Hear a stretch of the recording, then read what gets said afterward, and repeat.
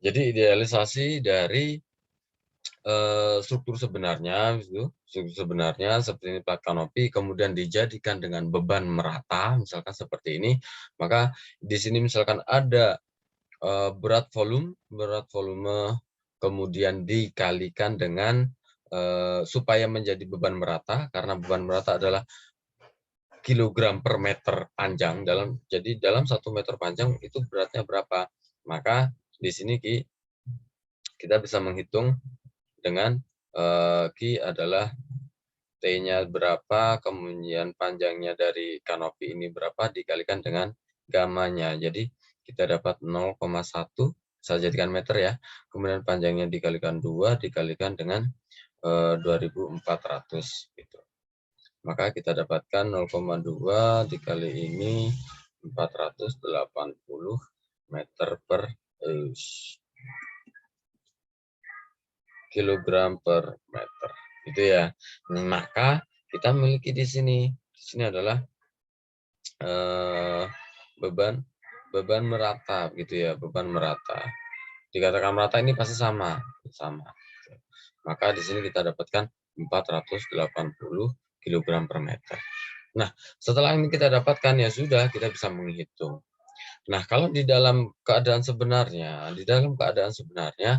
pada saat mengerjakan kanopi atau apa, ini sebenarnya kan memang ditumpuk, tapi kadang pada saat pekerjaan finishing misalkan, ini sudah jadi, kan begitu ya, kanopinya sudah jadi. Kemudian ini tertumpunya juga harus terjepit. Jadi nanti perilaku tumpuan terjepit, kemudian sendi, roll itu berbeda. Nah, pasti ada tambahan, misalkan di sini ada orang bekerja gitu. Orang bekerja andaikan saja saya buat di sini 100 kilogram begitu. Nah, idealisasi dari orang apa namanya? Pekerja di sini itu adalah sebagai beban terpusat. Nah, Pak, kok 100 kilogram berat banget? Enggak, itu ya memang istilahnya mungkin untuk memudahkan saja diasumsikan bahwa berat satu orang pekerja itu adalah misalkan 100 kilogram. Itu adalah sebagai beban terpusat dan beban ini adalah beban hidup begitu ya. Kalau misalkan ini adalah beban mati gitu, maka yang 100 kg ini adalah beban hidup gitu. Nah, misalkan tidak di sini saja, oke, ada di sini. Bisa 100 kilogram juga gitu ya. Nah, kemudian kalau misalkan struktur dengan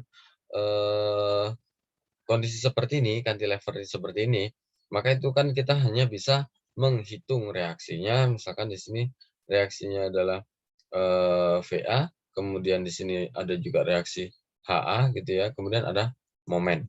Nah, kenapa momen ini perlu? Kenapa? Kalau misalkan suatu struktur ini dibebani,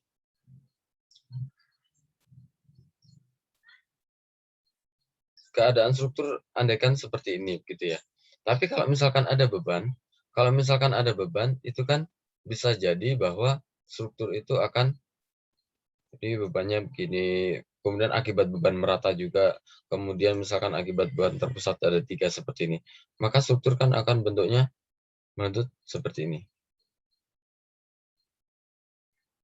Ini saya buat ekstrimnya gitu ya, supaya terlihat bahwa memang struktur itu bisa melendut atau berdefleksi gitu ya. Nah, karena tumpuannya adalah terjepit seperti ini gitu ya. Jadi untuk reaksi tumpuannya kita bisa menghitung dengan sigma V sama dengan 0. Maksudnya sigma V sama dengan itu bagaimana? Ya sudah, semua komponen vertikal itu kita masukkan begitu ya. Kalau misalkan P ada ke bawah itu dikatakan misalkan turun min gitu ya.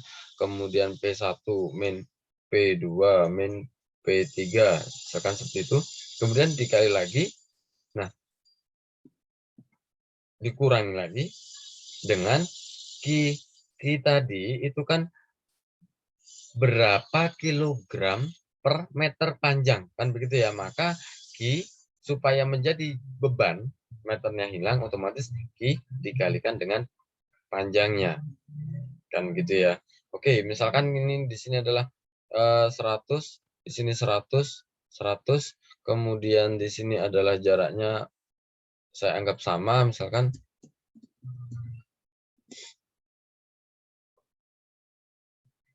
itu adalah, misal di sini adalah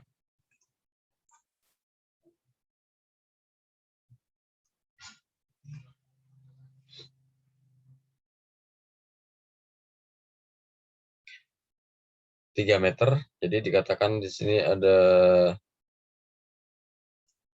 1, 1, 1, begitu ya. Maka ada lagi yang belum kita masukkan dalam komponen vertikal ini, yaitu apa? Plus VA. Jadi reaksi di tumpuan ini ada reaksi ke atas gitu ya, sama dengan 0.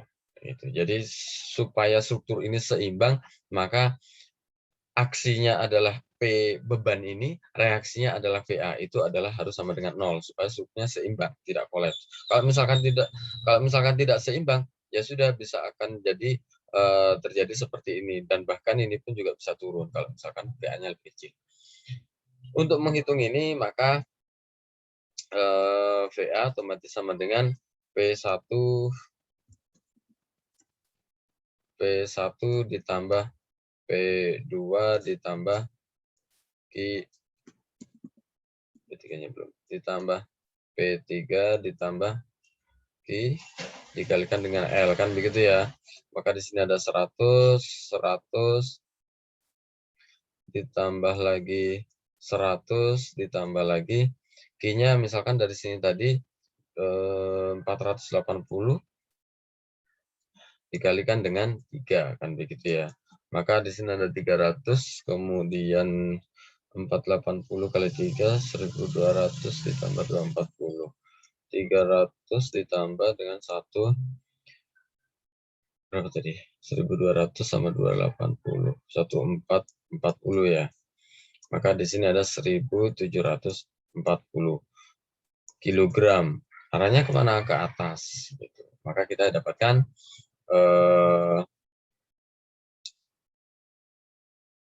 reaksi vertikalnya. Kemudian momennya bagaimana? Sebenarnya juga sama, sigma M sama dengan 0. Momen ini, oke, momen ini nanti di minggu depan saja. Karena kalau misalkan di dalam jepit, itu memang sama sebenarnya, sigma momen sama dengan 0. Perhitungan sama, momen adalah, itu momen itu adalah gaya dikalikan dengan jarak kan ya. Jadi kalau misalkan apa saja komponen gayanya yang ada, kemudian jaraknya bagaimana, kita hitung. Kemudian dikatakan sebagai sigma momen sama dengan 0, itu sama dengan ini. Harus seimbang dalam struktur statis tertentu ini, itu harus seimbang. Begitu ya. Jadi kalau tidak seimbang ya sudah, itu ya tidak statis namanya, kan begitu. Oke, tidak apa-apa, saya lanjutkan sedikit pengantar momen saja. Jadi di sini misalkan sigma momen sama dengan 0. Momen itu apa? Gaya kali jarak. Nah, menuju titik A, jadi di titik A ini sebagai pangkal ini, titik A gitu ya. Di sini ada misalkan B gitu ya. Kalau misalkan di struktur cantilever seperti ini, bahwa yang paling besar menahan momen adalah yang di A. Di B ini berapa, Pak? Di B ini adalah 0 momennya. Kok bisa seperti itu? Karena tidak ada yang menahan. Ya sudah, ini memang B ini membebani sampai ke A. Dari B ke A itu dibebani hanya 1 dan ditumpuk oleh yang di sisi A. Begitu ya. Maka untuk menghitung momen bagaimana? Oke, sigma momen sama dengan 0. Jadi nanti pasti ada reaksi momen di A supaya menyeimbangkan. Kan begitu ya. Oke, asumsinya misalkan kalau searah jarum jam itu adalah positif, berlawanan jarum jam adalah negatif.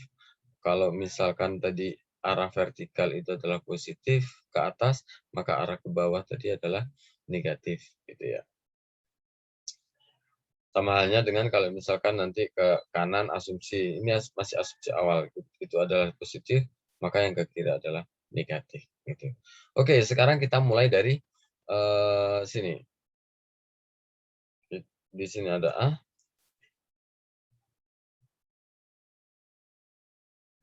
Oke, di sini A. Kemudian ini P1.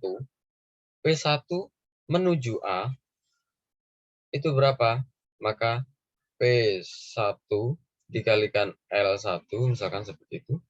karena ini adalah arahnya searah jarum jam, gitu ya, maka positif. Kemudian ditambah P2, di jaraknya ke A ini berapa? P2 dikalikan dengan L2, begitu. Ditambah lagi P3 dikalikan jaraknya, P3 dikalikan dengan L3. Ada lagi? Ada, yaitu apa? Beban merata ini tadi. Beban merata bagaimana menghitungnya? Kita tadi menghitung Q adalah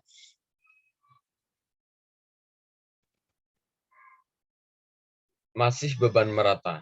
Kemudian bagaimana beban merata ini menjadi gaya. Otomatis kalau misalkan menjadi gaya, maka kita tadi sudah memiliki Q dikali L, itu kan sudah menjadi gaya ke bawah, gitu ya. Kemudian kita cari titik beratnya. Kalau misalkan seperti ini, titik beratnya ada di tengah. Pasti kan ya, karena ini segi 4 biasa gitu. Maka titik beratnya di sini. Jadi beban Q itu bekerjanya di tengah seperti ini. Nah, kalau kita jadikan momen, maka jaraknya adalah setengah kali L total. Atau kalau misalkan saya buat di sini, ini tadi adalah L1, ini adalah L2, di sini adalah L3. Kan gitu. Maka di sini adalah ditambah Q dikali dengan L, ini adalah sebagai gayanya. Kemudian jaraknya bagaimana? 1/2 L. L-nya berapa? Ini ya, L3.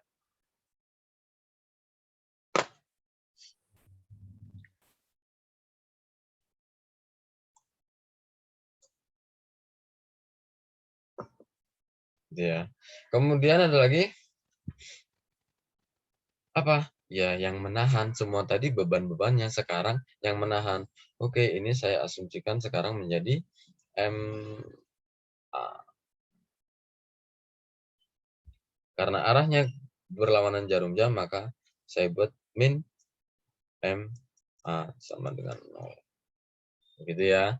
Maka di sini MA-nya adalah kita bisa hitung. Ini kan pindah ruas gitu ya. Maka P1L1 100 dikalikan 1 ditambah P2L2 100 dikalikan jaraknya 2. Kemudian P3L3 ditambah lagi 100 dikalikan dengan 3. Kemudian maka ini kalau misalkan saya buat sederhana lagi itu adalah ditambah lagi 1/2 Q-nya adalah 480 Q L kuadrat kan gitu ya. Jadi setengah ini ada Q L3 dan L3, maka L kuadratnya adalah 3 dikuadratkan. Maka kita bisa hitung 100 ditambah 200 ditambah 300 ditambah dengan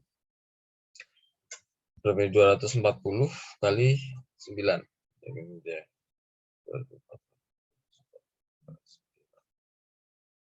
2400 dikurangi 240. 2160. Maka kita bisa menghitung ini 6, 27, 60. Satuannya apa? Kilogram per kilogram meter ya. Karena gaya jarak. Gaya adalah kilogram, jaraknya adalah meter. Itu kita bisa menghitung. Oke. Dari sini dulu ada yang tanya kah?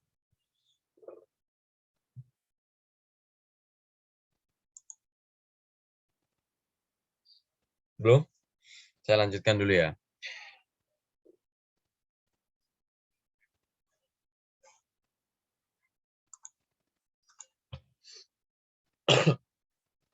Jadi begini, kenapa sih Pak? Kok kita harus menghitung reaksi tumpuan, kemudian kita menghitung momen gitu ya. Kenapa kita harus bisa dapat reaksi tumpuan, kemudian momen di A gitu ya.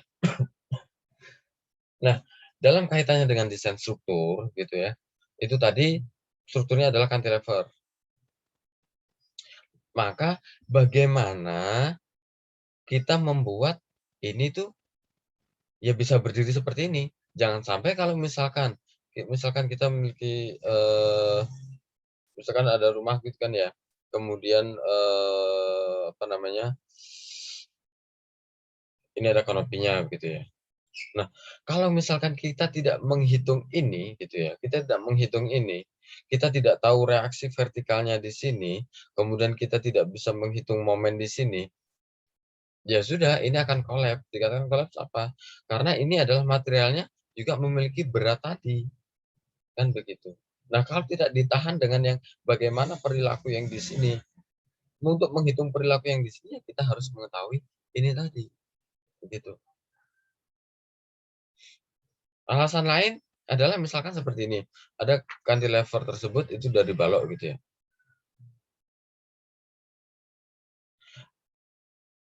Kalau misalkan dia terbebani, maka dia akan, eee, seperti yang saya sampaikan tadi, bentuknya seperti ini ya, gitu ya. Nah, kalau misalkan teman-teman pernah tahu misalkan, orang-orang itu kenapa ya Pak tukang itu kalau misalkan membuat, apa namanya, eee tulangan misalkan gitu, ini adalah tulangan sengkang, teman-teman kalau misalkan belum tahu dikatakan tulangan sengkang itu tulangan yang melungker atau yang segi empat seperti ini, kemudian tulangan utamanya adalah di sini misalkan. Nah, bagaimana kita bisa tahu jumlah tulangannya ini kita pakai berapa? Ya satu atau 2 atau 3 atau 4 dan seterusnya. Bagaimana kenapa, Pak? Kadang saya kok hanya melihat tulangannya yang ada di bawah saja, yang atas cuma satu misalkan seperti itu. Itu karena apa? Ya karena perhitungan ini tadi, begitu ya. Jadi kalau misalkan seperti ini, kalau kondisi seperti ini, sebagai pengetahuan saja, kalau misalkan itu adalah struktur beton dan beton bertulang gitu ya. Beton beton itu campuran semen, pasir, kerikil, air gitu ya. Itu adalah kuat terhadap tekan, lemah terhadap tarik. Nah, sekarang saya tanya kepada teman-teman, kalau misalkan struktur seperti ini, bagian serat yang tertarik yang mana, yang tertekan yang mana? Ada serat atas, misalkan ini serat atas, kemudian ini adalah serat bawah. Nah, saya tanya sekarang, bagian serat yang tertarik yang mana, yang tertekan yang mana? Silakan.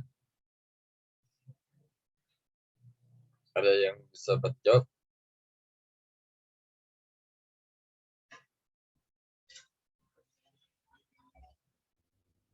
Yang tertarik yang atas, Pak. Mungkin. Ya, betul. Jadi yang tertarik yang atas.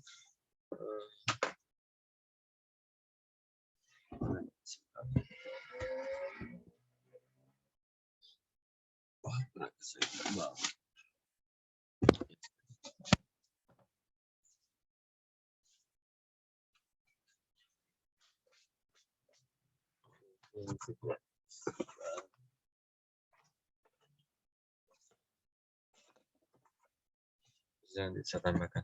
Jadi yang tertarik yang atas itu benar. Yang tertarik yang atas, yang tertekan yang bawah. Jadi dikatakan serat tertarik itu biasa dikedudukan dengan plus plus plus plus plus plus gitu ya.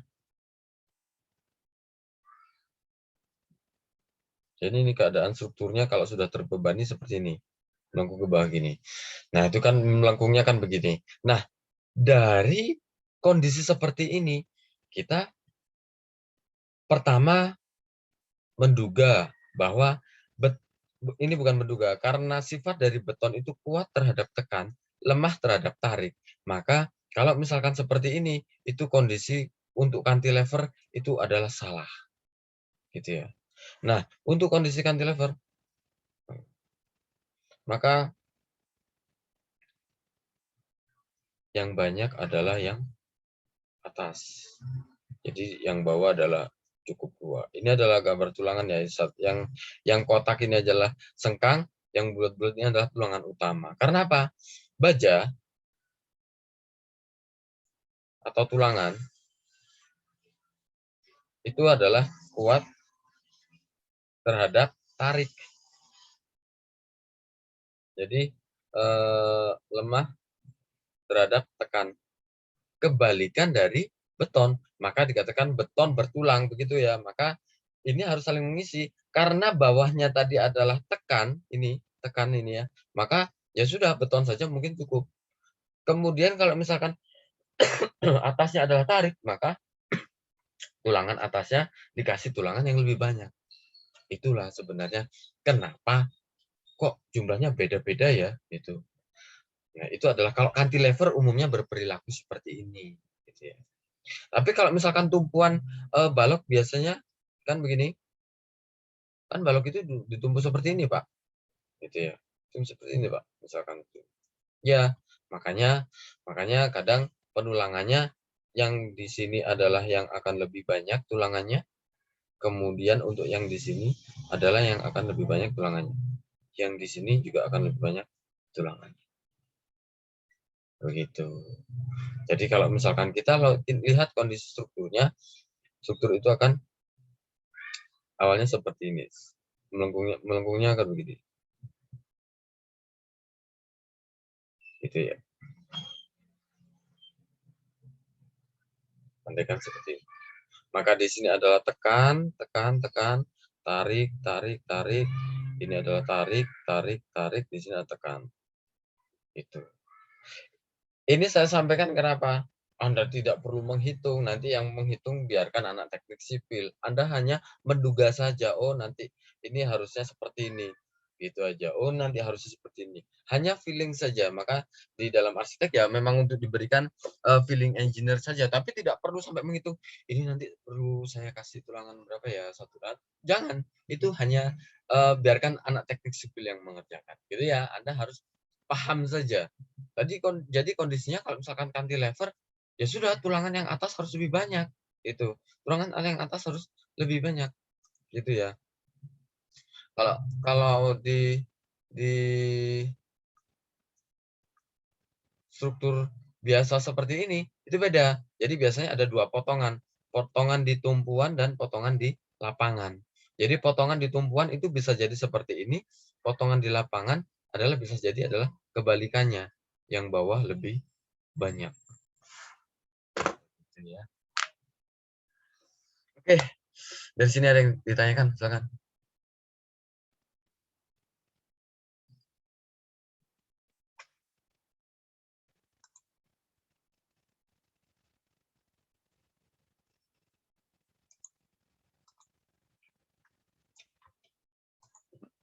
Silakan kalau ada yang ditanyakan.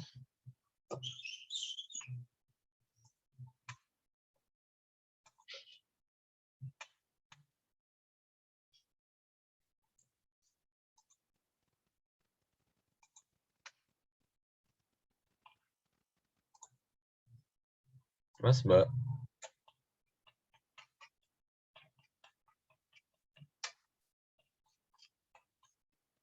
Ada yang ditanyakan?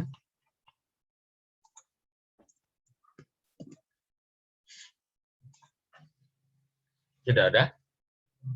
Jelas apa belas? Ini belum, Pak. Kenapa? Oh, belum. Enggak, Ya pasti sudah, ini kalau belum. oke, nanti mungkin saya berikan pertanyaan atau latihan soal saja di Google Classroom begitu ya. Intinya kalau ada yang ditanyakan apa saja mengenai struktur boleh langsung meskipun di luar konteks kelas ini, oke silahkan kalau mau ditanyakan silahkan tanyakan gitu ya. Oke, kalau tidak ada yang ditanyakan lagi, 2, 3, 4, 5, 6, 31, masih 30. Oke, kalau tidak ada yang ditanyakan lagi, kelas saya akhiri. Wassalamualaikum warahmatullahi wabarakatuh. Waalaikumsalam.